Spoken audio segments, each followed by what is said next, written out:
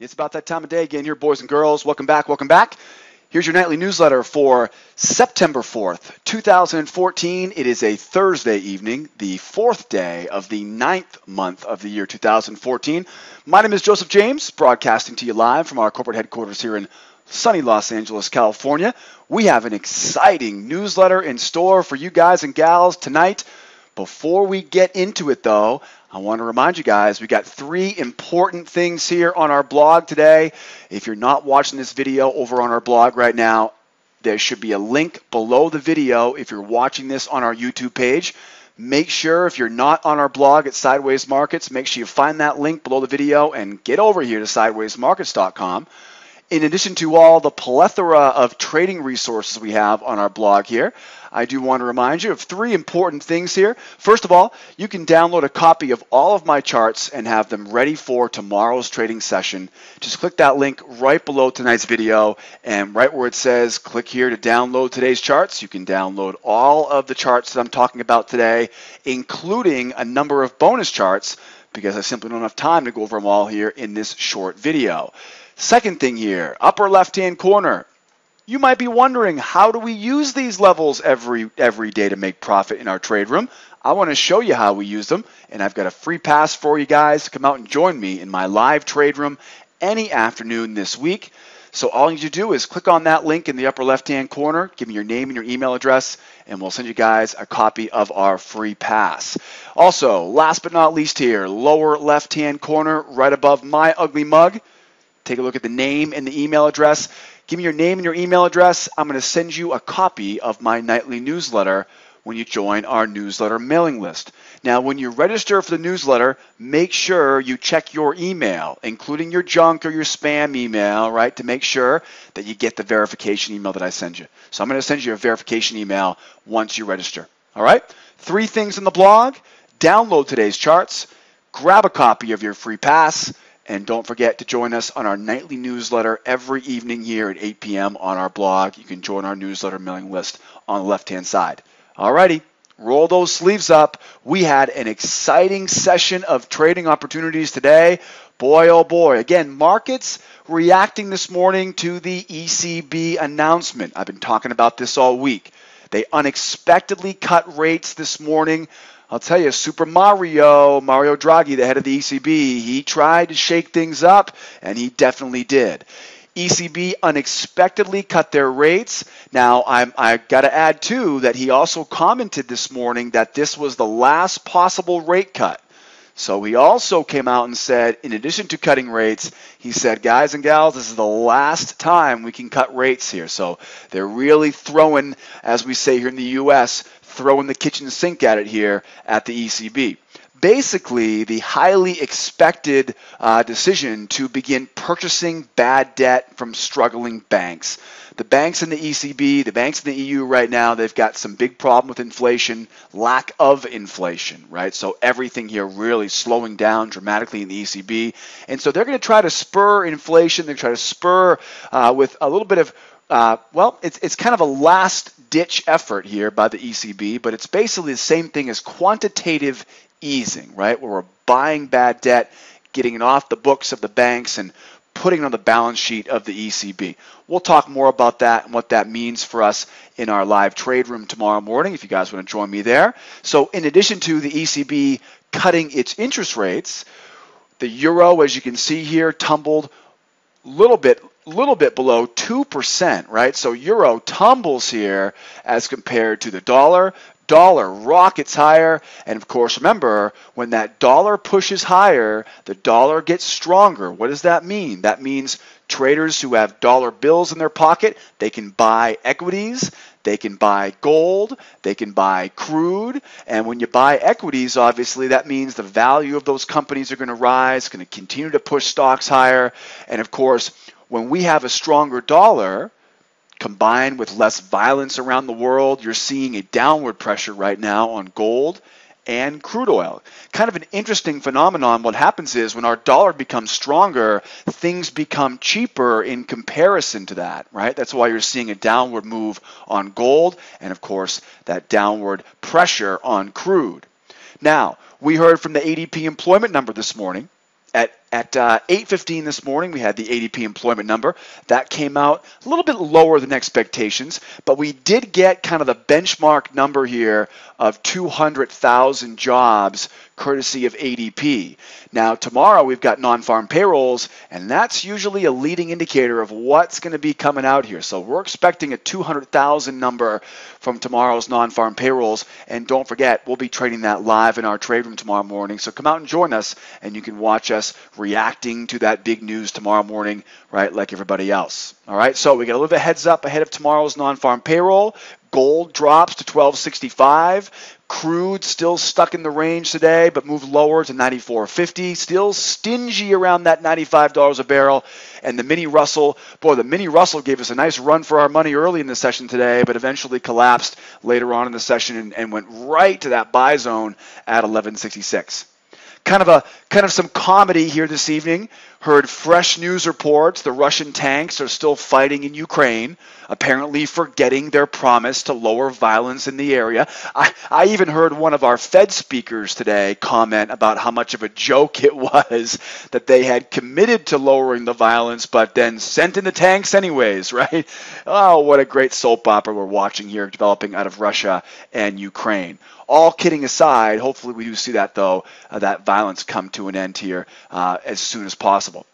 As we record this video here this evening here in Los Angeles, markets are consolidating ahead of tomorrow's big news from the U.S. non-farm payrolls, and all eyes are on tomorrow's headline report at 8:30 a.m., the non-farm payroll report. We'll talk more about the news in just a moment, but that's what happened around the world today. Gold dropping lower, crude holding steady around 95, Russell up and then back down. As you can see, though, here, the euro getting clobbered here today. No wonder, right? They're talking about printing more money. They're talking about buying bad debt at the ECB. That's pretty much a guarantee to keep that euro going lower. And, of course, by default, that will push the dollar index higher. Now that we know what happened today, let's jump in here and take a look at one of our favorite markets here, the crude oil futures.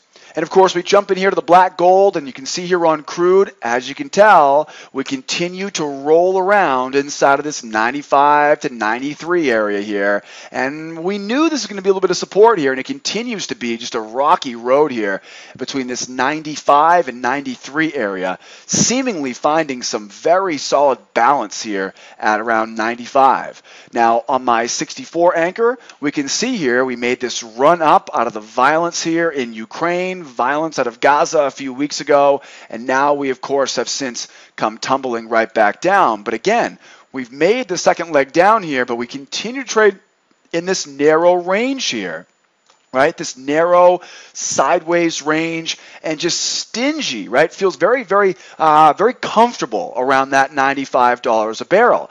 Now, it's very interesting here because when you zoom in on this chart a little bit closer, you can now begin to see dramatically here this sideways range, right? You can see how easy that is to see here when you go back from the 64, right, down to that, right, down to that 32.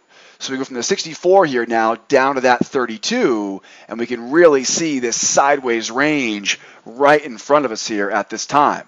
Looking at the range, you can see it. We've got a very easy to see sideways range. Not a lot has changed since the last time we saw each other 24 hours ago. I've got my buy zones down bottom. I've got my sell zones up top.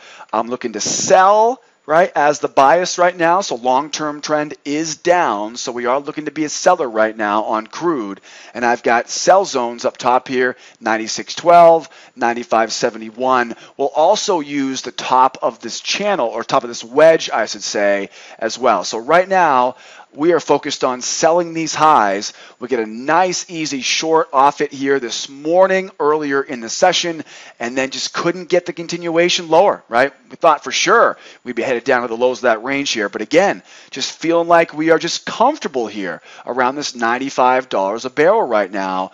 Are they waiting for tomorrow's non-farm payrolls? We'll have to wait and see. We'll definitely be looking for clues tomorrow after the non-farm payroll report comes out, because obviously it appears that is what traders are waiting for. Bottom line, we'll be watching to see the reaction tomorrow morning, and we'll be trading these highs and lows, staying away from the middle here on crude. This is, of course, want to stay away from this area right about here, right? This is not where intraday traders, right, scalpers, short-term traders, we don't want to be anywhere near the middle of these ranges. That's why I said last night, sell these highs, take your profit off at the lows, right? We found that great short off the highs early in the session this morning, and then of course trying to get this thing all the way down to those lows, but it just simply won't break this 94.26. If you recall from yesterday, this was a target we gave you guys selling those highs. So 94.26 was one target. We got 93.60, another target,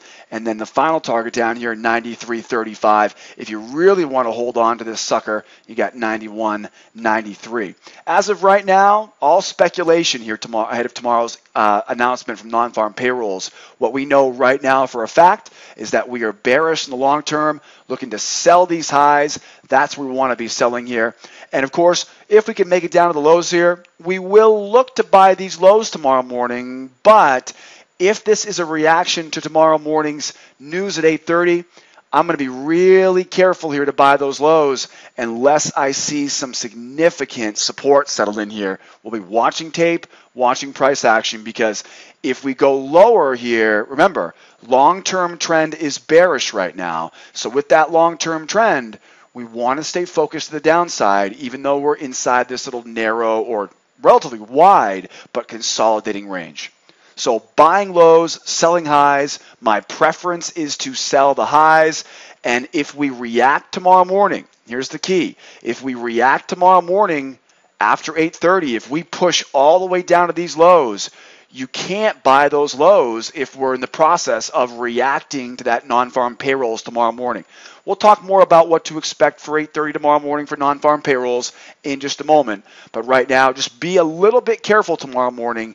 If it's immediately following that non-farm payroll report, be careful trying to buy those lows. Again, because we are bearish here. We are biased to the downside. So take your profit of the lows and then be watching closely to see if we reverse, get a chance to buy those lows. If we do buy the lows, though, we will be watching carefully, again, because that long-term bias is to the downside. So be ready to sell them to the short tomorrow morning on crude.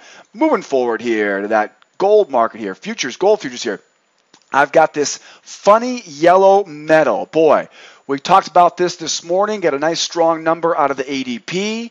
That's going to help push gold lower. We get a strong US dollar, less violence in the Middle East right now, and that's all helping to see gold push lower as well. You can see here we are grinding our way lower here on gold right now, right into the lows of that buy zone, right? The low of that range, 1265.8 to 1254.5. So gold looking bearish right now. Zooming out here a little bit further, right? Zooming out a little bit further here. We can see now on gold, we're inside that big long-term bearish channel. I've been talking about being bearish on gold here for quite some time. And we know right now we got some easy targets waiting for us, 1246. 1238, 1232, and 1214.5. If you're a seller right now on gold, we've missed our opportunity. If you were with me last night on gold, if you watched last night on gold, if you recall, I gave you guys a couple levels here, a couple levels up here to sell short. So we had plenty of opportunities here to sell short on gold. If you took the trade short on gold, you're just about ready to get your profit target filled here at the low of that channel.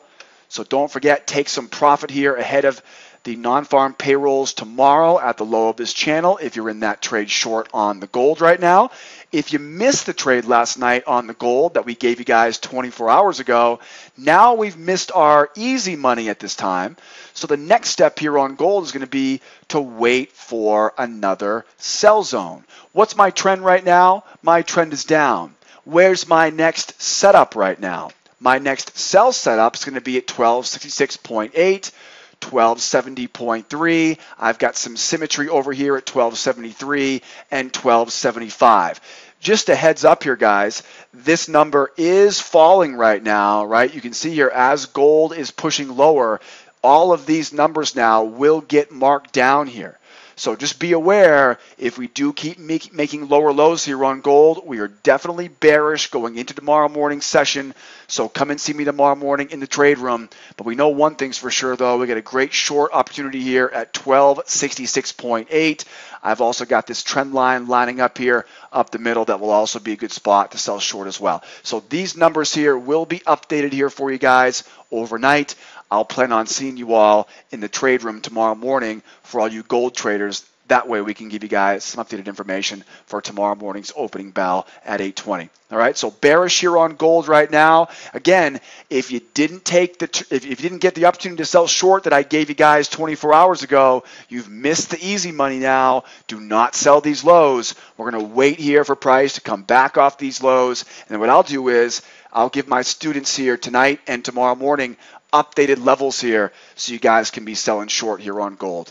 That's the only downside of this newsletter, is that I can't predict what's going to happen over the next few hours. So I do my best here every night to give you guys the levels, and as many of you have commented on, they work very, very well. Usually these will stay the same here overnight, but sometimes here ahead of these big news events, things like gold and other E-mini markets will move well overnight as traders are positioning themselves ahead of tomorrow's non-farm payrolls. Bottom line though, trend is down. I'm looking to sell short on gold, but I need to see a retracement off of these lows right now, right? So stay patient here, waiting for price to come up before we sell short. And again, I've given you guys a couple areas here, right, to look for. I'll update those for our students after I'm done with tonight's video. So make sure you guys touch base with me tomorrow morning in my trade room. As we move lower, we'll give you guys updated levels here for gold. Moving forward, last but not least here, the mighty mini Russell 2000, right? Those small caps here in the U.S., my favorite of the E-minis. Also enjoy trading the S&P and the NASDAQ as well. My Russell here, now we went right up and we tested that 1187.7. And then the buyer said, oh, okay, break time now apparently. So of course we come right off those highs, and like I said last night, the fact that we didn't even try to go flirt with those new highs here, the buyers didn't even try, right? This thing feels completely exhausted right now. It doesn't feel like there's any more gas left in the tank here. No pun intended, obviously, for you crude traders out there.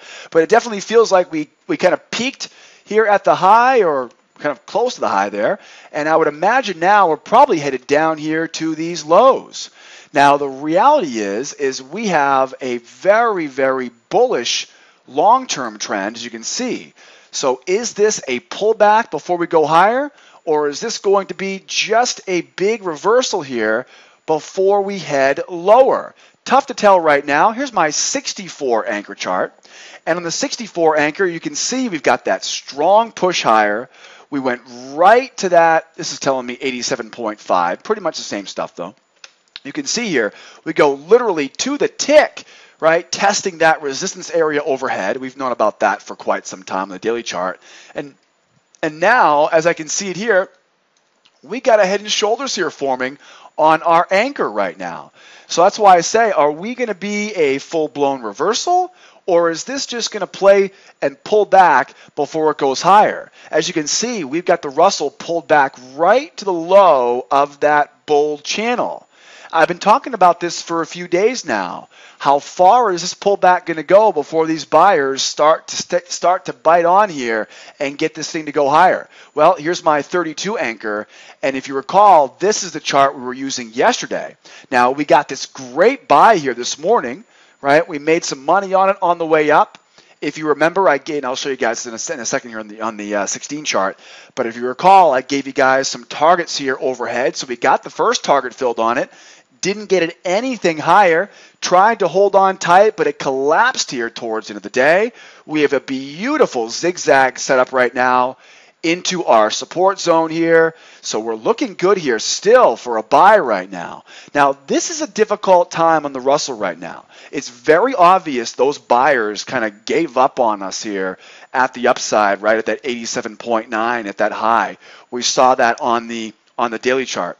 Very obvious here that the buyers tried, but it feels like right now they're a little bit quiet. Feels like all this good news in the U.S. still hasn't prompted them to get back to business. Maybe it's non-farm payrolls tomorrow. Maybe they were waiting to see what the ECB was going to do. Maybe they're waiting for the reaction.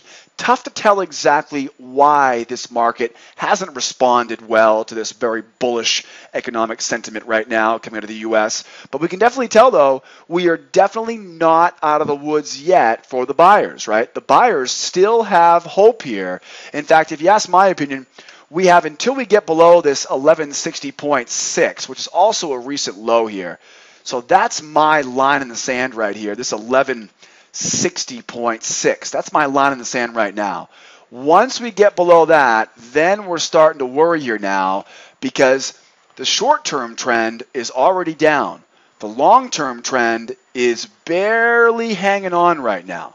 So tomorrow we'll be definitely looking closely to see what tomorrow's non-farm payroll report will look like and how the reaction is to that report tomorrow. If there's one group of markets that'll be highly susceptible to the reaction of non-farm payrolls, it will be your E-mini markets. A close second place would be gold, followed by crude. So we'll be keeping a close eye on this tomorrow morning. I am ready to start buying right now because this is a perfect opportunity to be a buyer. Nice deep pullback. I've got areas of support here below me. If you look closely here, guys, there's a bunch of symmetry here around 62.8. If you recall, I mentioned that in last night's newsletter. And then we got this reversal line. We've got another support level here at 60.6. As you can see, though, we still have quite a bit of clusters of symmetry. We've got our buy zones here below. So we're still hoping here tomorrow we get that nice buying opportunity tomorrow morning. But you're going to see here in a moment how difficult this is going to be unless we get these buyers on the tape quickly here tomorrow. If we keep going lower, we may have a problem in our hands. Because when I go down to my 16 anchor chart, now you can see here, we are in full-blown sell mode here for the short term.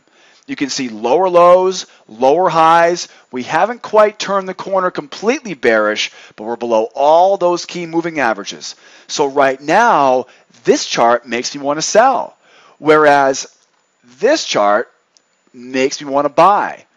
Now we know that when that happens, it's a big red flag, right? When I've got long-term trend up, short-term trend down, what does that tell me?